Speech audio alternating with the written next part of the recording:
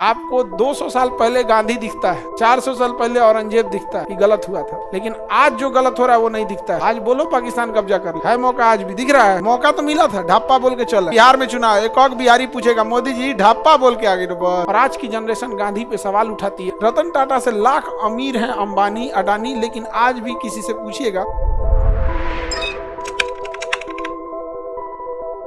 कि कहने का सेंस है इस पुस्तक के कि लोग खाली हाथ जाते हैं लेकिन खाली हाथ आते हैं, लेकिन खाली हाथ जाना नहीं चाहिए।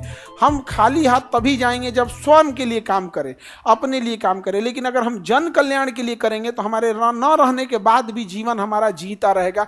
जैसे रतन टाटा आज हमारे बीच में नहीं है, रतन टाटा से लाख अमीर हैं अंबानी अडानी, लेकिन आज भी किसी से पूछिएगा, रतन टाटा ने भले उसे एक अठन्नी नहीं दिया होगा लेकिन वो इज्जत से नाम लेगा यहाँ पे, क्योंकि उन्होंने हमेशा से जन कल्याण का काम किया है। इसलिए इन्होंने कहा कि जीवन का सबसे बड़ा उद्देश्य होता है जन कल्याण, और यही कारण है कि अशोक सम्राट महान थे इसलिए लोग नहीं याद करते हैं, कलिंग लड़ाई लड़े थे इसलिए नहीं याद करते थे, बल्कि अशोक ने जो उसके बाद मानवता के लिए काम किया, जन कल्याण के लिए काम किया, जिसने अशोक सम्राट को अशोक महान बना दिया था, यही महात्मा गांधी को सबसे ज्यादा प्रेरित किया था। जिस कारण महात्मा गांधी, सोचिए 1882 में जो व्यक्ति इंग्लैंड पढ़ने जाने की औकात रखता होगा, हैसियत रखता होगा, आज आप में किसी की इतनी पैसा नहीं है ना कि इंग्लैंड घूमने चले जाइए। तनी घरे पूछिएगा ना, पापा गर्मी की छुट्टी में इंग्लैंड घूमने जाएं, आइस मारेंगे ना तुमको, आइस मारेंगे, बुखार उतर जाएगा तुम्हारा। यहाँ पे तुम लोग को छुट्टी के नाम पे नानी घर घुमा दिया जाता है, बस काम खत्म, उससे ज्यादा नहीं। सोचिए वो 1882 में चले गए थे कहाँ पे पढ़ने, इंग्लैंड पढ़ने चले गए थे।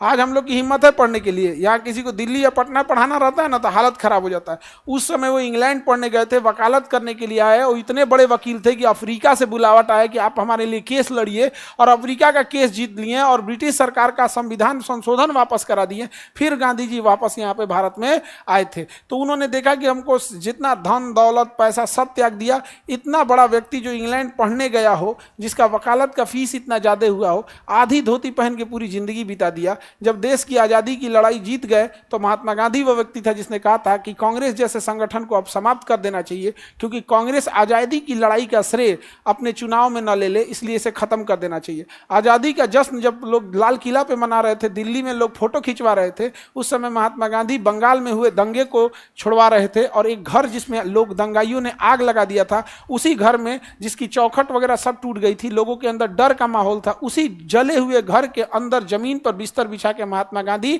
15 अगस्त 1947 को जब देश आजाद हुआ था तो उस पर जले हुए मकान में सोया था, जहां पर किसी कैमरे की नजर नहीं गई होगी, कोई मीडिया नहीं देखा होगा। और आज की जनरेशन गांधी पे सवाल उठाती है तो लगता है कि देश का जो दुर्दशा है ना, ये ऐसे ही, ये लोग ये ऐसे ही बैल बुद्धि वालों के लिए है, नहीं समझे। आपको 200 साल पहले गांधी दिखता है, 400 साल पहले औरंगजेब दिखता है कि गलत हुआ था, लेकिन आज जो गलत हो रहा है वो नहीं दिखता है। आज बोलो पाकिस्तान कब्जा कर ले, है मौका, आज भी दिख रहा है नहीं, लेकिन आपको दिखेगा 200 साल पहले का गांधी। बोलो आज कब्जा कर सकते हैं, नहीं, मौका तो मिला था, ढापा बोल के चला है। आइस पाइस आइस पाइस आइस आइस आइस आइस। मोदी जी का अभी बचपना खत्म नहीं हुआ, बताइए, आइस पाइस खेल रहे हैं 56 मिलीमीटर का सीना लेकर। हाँ, चुनाव के लिए काम हो गया, किसी अन्य राज्य में चुनाव है क्या? बिहार में चुनाव, एक और बिहारी पूछेगा मोदी जी ढापा बोल के आगे, बस आइस पाइस बोल के चला है, लाहौर में जाके आइस पाइस आइस पाइस।